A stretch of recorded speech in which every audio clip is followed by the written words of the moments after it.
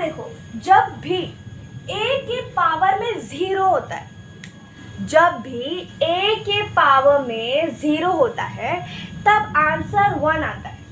ठीक है, चाहे 4, 5, 6, 0 हो, आंसर क्या आएगा? 1 ही आएगा। समझ रहे हो? 2, 8, 6 रेस्ट टू द पावर 0 हो, आंसर 1 ही आना है। कि बड़े से बड़ा नंबर है लेकिन उसके ऊपर 0, ये जो 0 है वो लग गया, उसका एक्सपोनेंट, उसका पावर 0 है, तो जो नंबर है वो है 1। ठीक है, -765, इसके ऊपर मैंने 0 लगा दिया, इसका जो पावर है ये 0 है, so what is this? This is 1। इसकी वैल्यू कितनी है? इसकी वैल्यू हो गई 1। ठीक है, और जब भी हमको इस तरह के क्वेश्चन दिए जाते हैं, जब हमको एक ही नंबर दिया गया रहेगा, ठीक है, जब हमको एक ही नंबर दिया है, फॉर एग्जाम्पल 45 हमको एक नंबर दिया है और उसके पावर में दिया है हमको 2, 45 के पावर में 2 दिया है और ब्रैकेट के बाहर पावर में लिखा है 4। ठीक है, तो हम लोग क्या करेंगे? 45 को वैसे ही रहने देंगे, 45 को कुछ नहीं करेंगे। ये ब्रैकेट जो है मल्टीप्लाई बन जाएगा। ठीक है, हमको पता है जब ब्रैकेट होता है तो हम मल्टीप्लिकेशन करते हैं, तो भाई ब्रैकेट है तो हम ब्रैकेट हटाकर मल्टीप्लिकेशन कर देंगे। ठीक है, और 2 × 4 कर देंगे, जो दो एक्सपोनेंट्स है इनको मल्टीप्लाई कर देंगे। जब भी ब्रैकेट होगा तब हम एक्सपोनेंट्स को मल्टीप्लाई कर देंगे। Is it clear? यहाँ पर 45 है तो 45 raised to the power 4 2 8। Is it clear? तो हम फिर से मैं आपको एक और समझाती हूँ। 286 है, इसके पावर में 4 है और ब्रैकेट के बाहर 5 है, तो क्या करेंगे? 286 लिखेंगे, 4 × 5 कर देंगे, क्योंकि हमको पता है लॉ कि अगर इस तरह का नंबर आया तो ये दोनों नंबर को हमको मल्टीप्लाई कर देना होता है। तो भाई यहाँ पर मल्टीप्लाई कर देंगे। 286 को कुछ नहीं करना है, बेस जो है बेस को कुछ नहीं करना है, सिर्फ एक्सपोनेंट्स के साथ हमको खेलना है। ये वाला इस तरह के क्वेश्चंस में 4 5 का कितना आता है? 20। Is it clear? 286 raise to the power 20।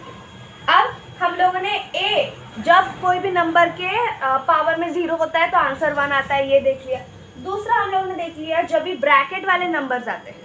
ठीक है, जब भी ब्रैकेट वाले नंबर आते हैं तो हमको जो एक्सपोनेंट्स होंगे उनको क्या करना है? मल्टीप्लिकेशन कर देना है, उनको मल्टीप्लाई कर देना है। समझ गया?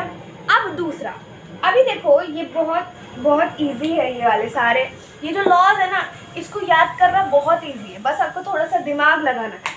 ठीक है, अब a है, like for example there are number like 2। ठीक है, 2 मल्टीप्लाई बाई 2 है, raise to the power 3 multiply by 6।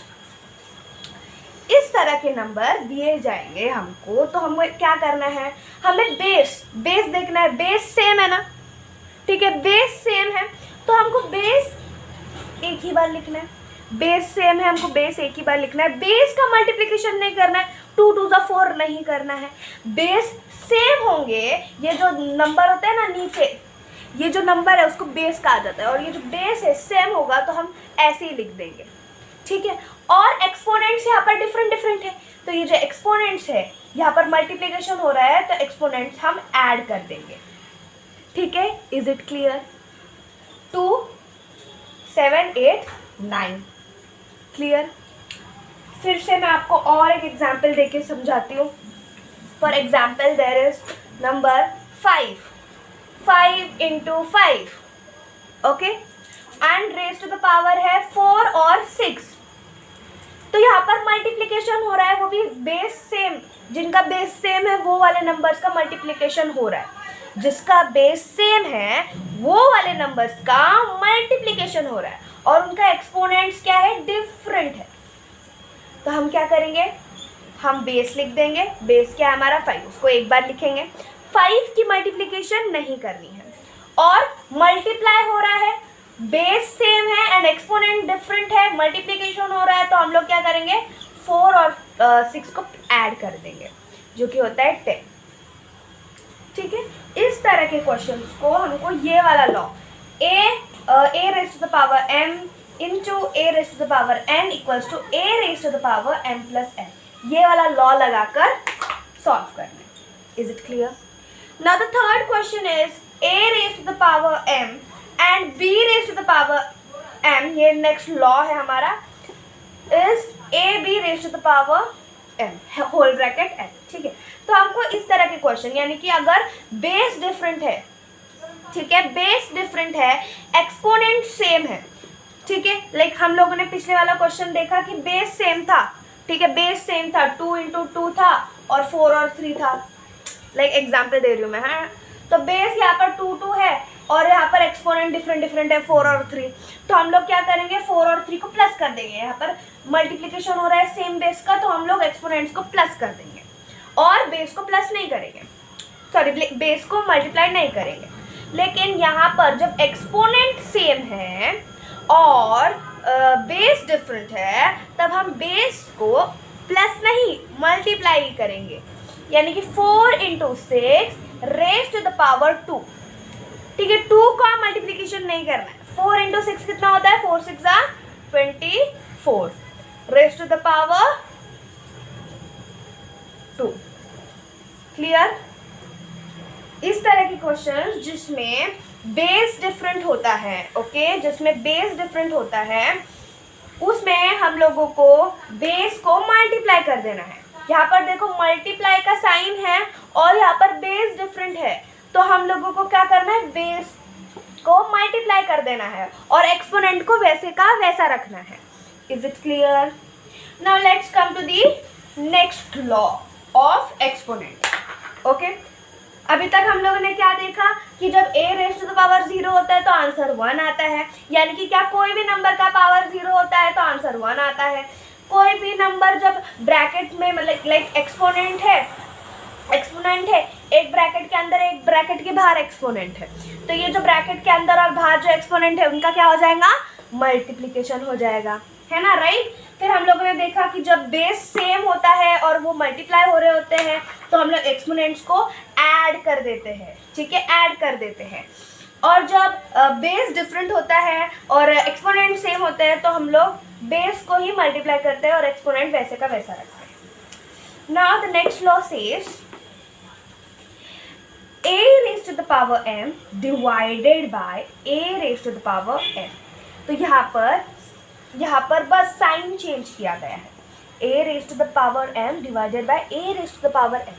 पहला हमारा क्वेश्चन क्या था, a raised to the power m multiply by a raised to the power n था, है ना, मल्टीप्लाई था। तो मल्टीप्लाई जब होता है, ठीक है, जब भी मल्टीप्लिकेशन होता है तब हम लोग बेस को प्लस कर देंगे, बेस को प्लस कर देंगे। और जब भी डिवाइड होगा और बेस सेम होगा और एक्सपोनेंट डिफरेंट होगा तब हम लोग एक्सपोनेंट को माइनस कर देंगे।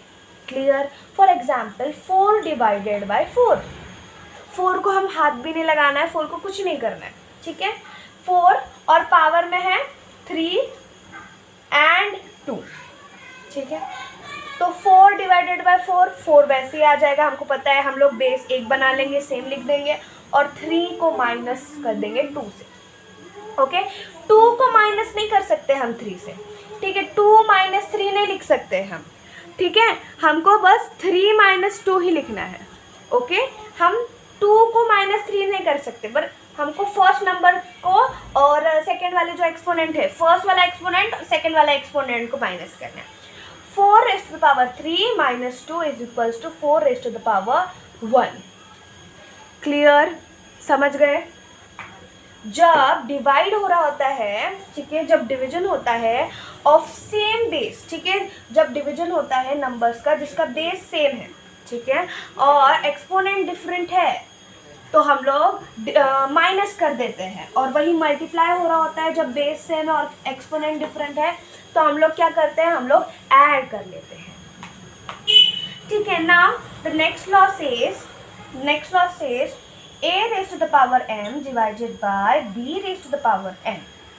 जब सिर्फ ये नंबर डिफरेंट है, बेस डिफरेंट है और एक्सपोनेंट सेम है, तो हमको पता है हमको डिवाइड ही कर देना है और बेस वैसे का वैसा, सॉरी, एक्सपोनेंट वैसे का वैसा लिखना है। Is it clear? So for example हमारे पास है 2 डिवाइडेड बाय 4, 2 डिवाइडेड बाय 4 हमारे पास है, और इनकी पावर में सेम नंबर है, फॉर एग्जाम्पल 5 और 5, तो क्या हो जाएगा, तब हम क्या करेंगे, हम करेंगे ये नंबर्स को डिवाइड, 2 और 4 को डिवाइड करेंगे और 5 वैसे का वैसा लिखेंगे। 2 और 4 को डिवाइड करते हैं तो 2 1 जा 2, 2 2 जा 4, 1 and 2 और पावर में आ जाएगा 5। Clear? Is it clear? Is it visible? Okay, is it clear now? 2 1 जा 2, 2 2 जा 4, पावर में आ जाएगा 5। तो ये लास्ट वाला क्या था, लास्ट वाले में जब a और b, जब दो डिफरेंट बेस डिवाइड हो रहे होते हैं विद द सेम एक्सपोनेंट, तो वो लोग, उनका बेस डिवाइड होता है, एक्सपोनेंट वैसा का वैसा